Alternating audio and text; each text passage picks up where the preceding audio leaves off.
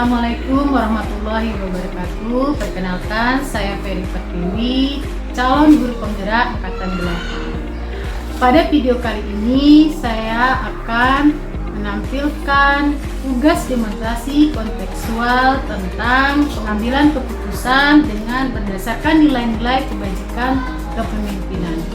Selamat menyaksikan.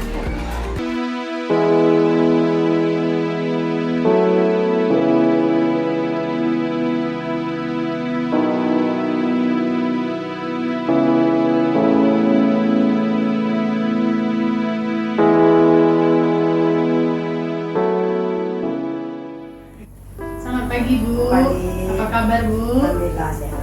Bu, boleh minta waktunya sebentar ya Bu? Iya, Baik Bu, saya akan melaksanakan tugas demonstrasi kontekstual dalam pendidikan guru.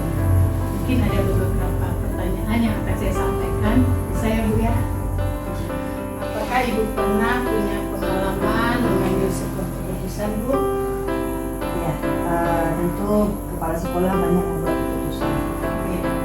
Ya Bu ya, mungkin punya keputusan. Jadi menurut Ibu dari keputusan yang Ibu ambil itu situasinya terkait apa Bu?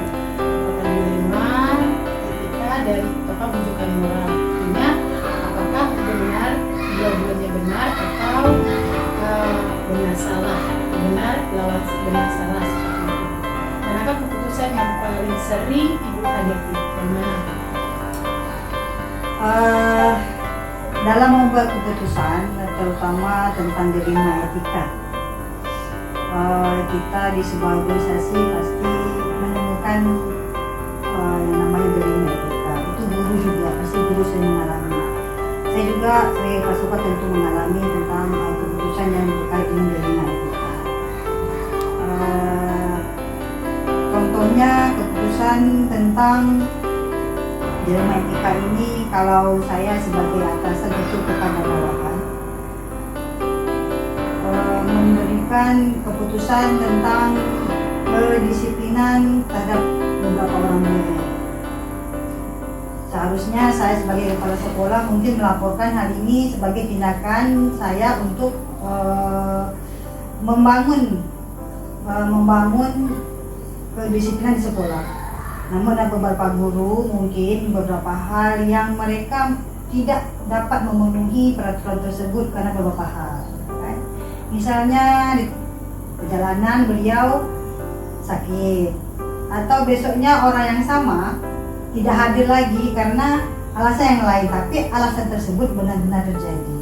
Nah, itulah dilema etika yang sering kita alami. Satu keputusan tentu kita memutuskan untuk membuatkan surat teguran ya pada beliau karena melakukan pelanggaran. Namun dari segi kita sebagai kemanusiaan, tentulah memberi kesempatan pada guru tersebut untuk memperbaiki atau tidak mengulangi lagi. Ya, jadi Ibu selalu memberikan kesempatan ya Bu kepada Bukan selalu, tidak selalu, tidak ada beberapa kesempatan ya dengan untuk memperbaiki dirinya. Baik Bu. Biasanya jika ada keputusan dihadapi dalam mengambil keputusan itu kedua-duanya benar, bagaimana Bu cara Ibu dalam proses pengambilan keputusan?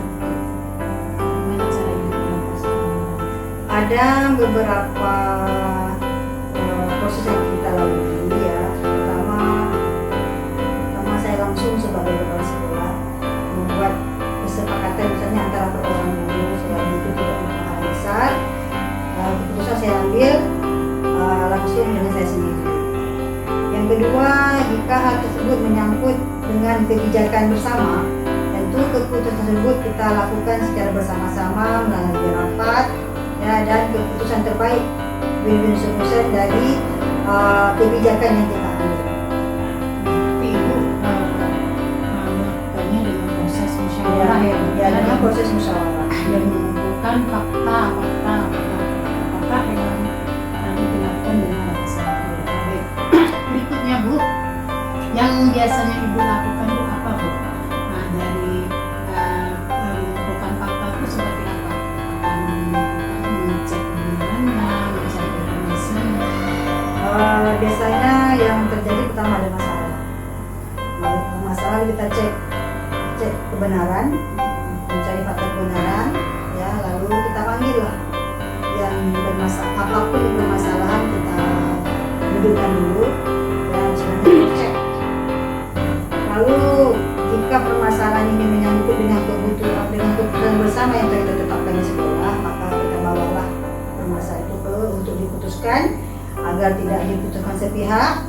Untuk keadilan kita putuskan bersama-sama melalui musyawarah yang melibatkan teman-teman di lingkungan sekolah. Nah, jadi Ibu mengumpulkan fakta dan mengecek kebenarannya serta mencari informasi lalu dimusyawarahkan ya Bu ya. Baik seperti itu. Baik Bu, selanjutnya Bu, dari keputusan yang Ibu ambil itu kan biasanya ada tantangan Bu ya. Tantangan apa yang biasa Ibu hadapi ketika Ibu mengambil keputusan itu? Misalkan kan di dalam rapat kan semua peserta rapat itu kan ada yang tidak setuju gitu Bu ya dengan keputusan yang Ibu ambil. Jadi kira-kira tantangan Ibu itu dari pihak lain ada nggak Bu?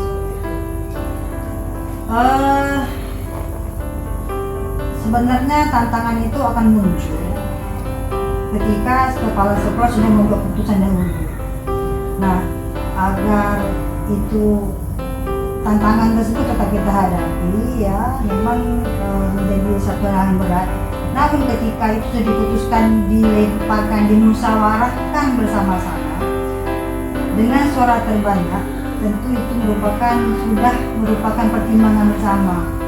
Nah, kadang-kadang keputusan bersama itu juga belum tentu hal yang disenangi oleh kepala sekolah seperti saya. Tapi karena hal tersebut sudah merupakan kesepakatan bersama dan disetujui bersama, tentu kita harus mengikuti keputusan tersebut. Ya, artinya Ibu selalu melakukan musyawarah dan melakukan pendekatan ya Bu ya pada rekan-rekan.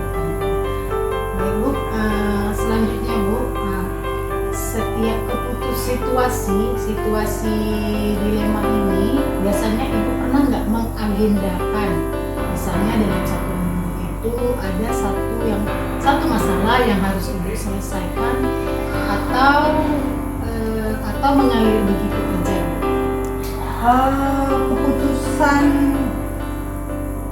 dengan masalah ya, tidak, kalau namanya permasalahan itu tidak kita agendakan. Kalau masalah itu timbul jika ada misalnya ya sesuatu yang pelanggaran misalnya, atau yang menyebabkan hambatan-hambatan berjalannya kegiatan-kegiatan di sekolah, dan tentu itu tidak diagendakan selagi permasalahan tidak muncul ya. Dan kepala sekolah juga harus selalu memberikan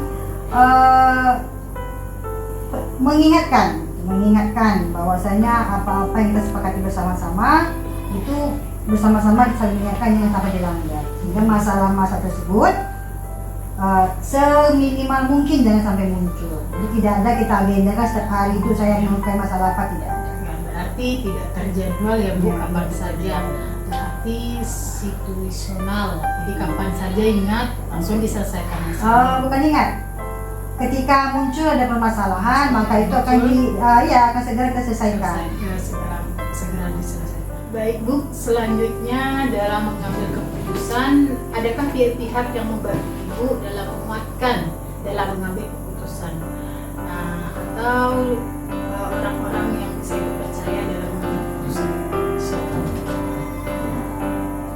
Tidak ada kita membuat keputusan menyerahkan kepada satu atau dua orang saja, tidak ada. Jadi semua yang terlibat di dalam kita membuat satu organisasi ya, dalam organisasi sekolah misalnya, itu semuanya kita libatkan untuk mencari keputusan terbaik. Kalau memang itu masa-masa bersama, tidak ada istilahnya pelimpahan siapa ke siapa, tidak. Tapi Ibu melibatkan orang semua Ya. Menyelesaikan secara bersama-sama. Ya Ibu, selama ini pernah nggak keputusan yang Ibu ambil itu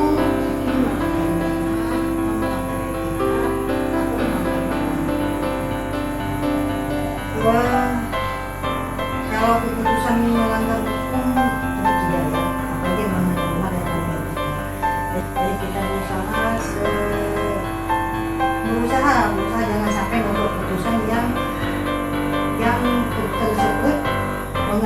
mengakibatkan terjadinya pelanggaran. Keputusan terbaik. Di sini keputusan yang melanggar etika itu belum pernah terjadi tersebut. Mungkin ibu bisa memberikan contoh apa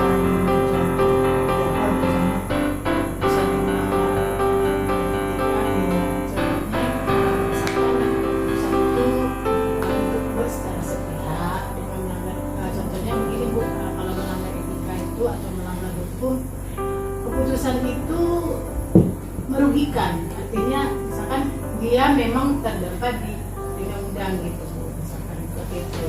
Nah, misalkan tidak, kita bekerja di sini dia melanggar kode etik misalnya kalau semuanya pakai jurumis ya, pakai petunjuk. iya. Jadi seandainya kita membuat keputusan hal yang menyimpang dari, mungkin maksud dari ibu penanya mungkin ya, keputusan itu mungkin ada berhubungan baik menurut kita, tapi mungkin melanggar hukum. Iya, Ya. betul. Mungkin saja tidak sering terjadi atau tidak terlalu ini ya. Misalnya apa ya yang sering kita lakukan yang tamu kali ya. Di sini dalam anggaran itu tidak ada makan untuk tamu atau apa. Nah, itu juga mungkin ada beberapa kejadian yang tidak selamanya yang membuat kepala sekolah itu harus membuat keputusan yang menurut kita baik secara bersama, tapi tidak baik secara hukum. Ada beberapa seperti itu tadi. Tentu hal itu kita tidak sampai menyebabkan kerugian bagi negara. Jadi selama ini keputusan yang Ibu ambil tidak pernah melanggar peraturan, etika, hukum atau kode etik ya Bu, ya. Mudah-mudahan tidak terjadi, bisa terjadi. Baik Bu, selanjutnya apa Bu pembelajaran yang Ibu dapatkan dalam proses pengambilan keputusan tadi yang Ibu melibatkan banyak orang? Apa yang Ibu pelajari? Mengumpulkan fakta, mempertimbangkan apakah itu melanggar norma, etika dan kode etik. Apa Bu pelajarannya kalau menurut Ibu? Sebagai seseorang yang dalam suatu organisasi itu, kadang-kadang ada beberapa hal sekarang kita tidak sengaja membuat keputusan sendiri, dan itu akan menimbulkan permasalahan setelah kita putuskan. Nah, ada baiknya sebelum kita membuat keputusan untuk kepentingan bersama, ada sebaiknya memang kita harus memutuskan secara bersama-sama. Untuk pembelajarannya, jika kita sudah membuat keputusan dengan disepakati akan efek dari keputusan bersama tersebut itu kita akan hadapi bersama-sama. Tapi jika kita memutuskan sendiri, ternyata di belakang hari itu menjadi permasalahan, maka kita akan menghadapi sendiri masa tersebut. Jadi ada baiknya kita selesaikan bersama-sama. Jadi intinya setiap masalah harus kita selesaikan bersama-sama Bu ya. Dan kita setelah kita sepakati, kita jalani segala keputusan yang telah kita sepakati. Komitmen kita jalani Komitmen ya Bu. bersama-sama. Oke. Baik Bu, yang terakhir ya Bu ya.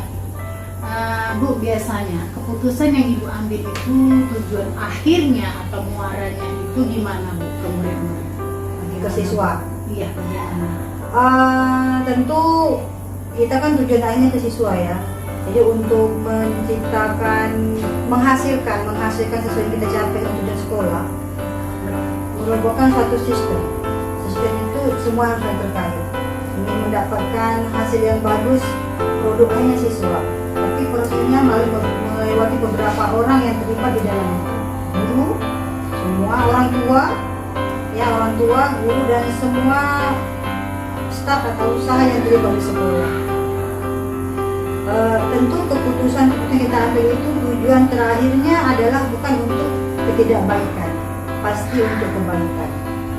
Misalnya tadi saya katakan guru pengajar disiplin, tujuan kita bukan untuk merugikan guru tersebut, tapi untuk menjadikan dia lebih baik dan tidak menjadikan contoh yang buruk atau terikut-ikut bagi teman yang lain. Nah, itu tentu tujuannya untuk organisasi itu sendiri.